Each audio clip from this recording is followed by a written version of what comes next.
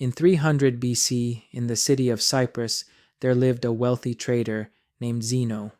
During a voyage from Phoenicia to Piraeus, disaster struck when his ship sank, taking all of his valuable cargo with it. In an instant, Zeno went from being a wealthy man to losing everything due to a single event entirely beyond his or anyone's control. Now, imagine being in Zeno's position. How would you react if your life's work was wiped out by the forces of nature? Would you be angry, frustrated, or feel cheated by life? For most of us, these responses would seem natural, but not for Zeno, who later became the father of Stoicism. Stoicism is built on the understanding that a small shift in mindset can lead to lasting and profound change. The core of Stoicism teaches acceptance and indifference to the things we cannot control. After studying Socrates and other great philosophers, Zeno developed and taught the Stoic philosophy. According to Zeno, while we can't control what happens to us, we can control how we respond to it. Rather than mourning his lost fortune, Zeno focused on maintaining composure, remaining calm and neutral despite his misfortune. Today, Stoics are often seen as people who are emotionally unbreakable, rarely showing extreme feelings like anger or anxiety. But Stoicism is much more than that. It's not about suppressing emotions, but learning to view and understand the world through a lens of reason and acceptance. The Stoic way of life, which has endured for centuries, teaches us to process negative emotions from difficult experiences and transform them into opportunities for growth. Stoicism provides a unique perspective on the world, one that can be applied to modern life just as it was thousands of years ago. The Stoics believed that their principles could benefit anyone, so they didn't limit their teachings to schools or private circles. They shared their philosophy openly, and it became accessible to all, from slaves to emperors. Notable Stoics include Epictetus, who was born a slave, Seneca, a renowned statesman, and Marcus Aurelius, one of the most powerful Roman emperors. The early Stoics practiced what they preached, advocating for equality and inventing the word cosmopolitan, meaning citizen of the world.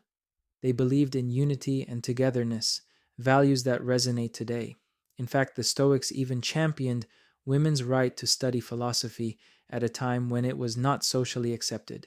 Musonius Rufus, Epictetus' teacher, argued that women, like men, have a natural inclination toward virtue and should be free to pursue philosophy.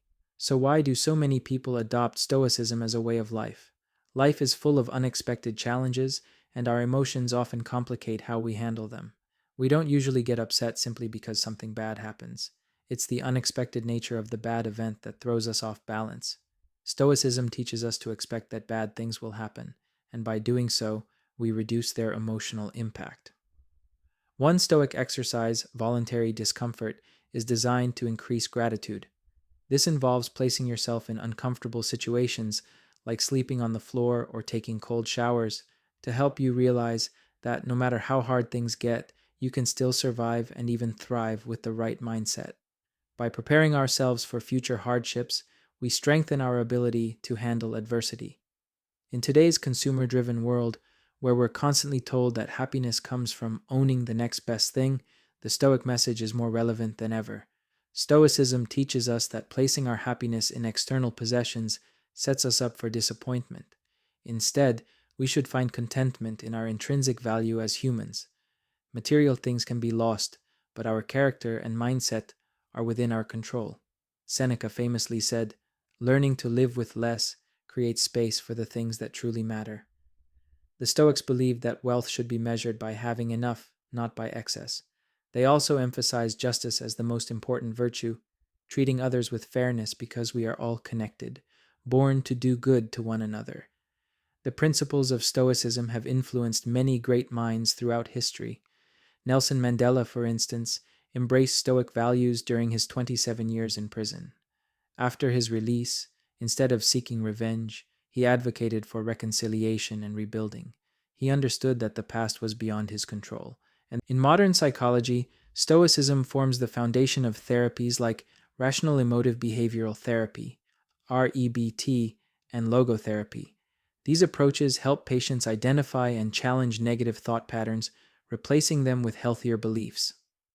Logotherapy in particular is based on the Stoic idea that humans are driven by purpose, even in the darkest times. Stoicism teaches us to value what we can control and to let go of what we cannot. In the words of Epictetus, the chief task in life is simply this: to identify and separate matters so that I can say clearly to myself which are externals not under my control, and which have to do with the choices I actually control. This is the essence of the Stoic philosophy, mastering the art of detaching from external outcomes and focusing on what is within our power, our reactions and mindset. Ultimately, Stoicism helps us navigate life's storms with calmness and grace. And even if our ship sinks, Stoicism allows us to find peace in the fact that we lived well, regardless of how long our journey lasted. If you found this insightful, hit like and subscribe for more content about Stoicism.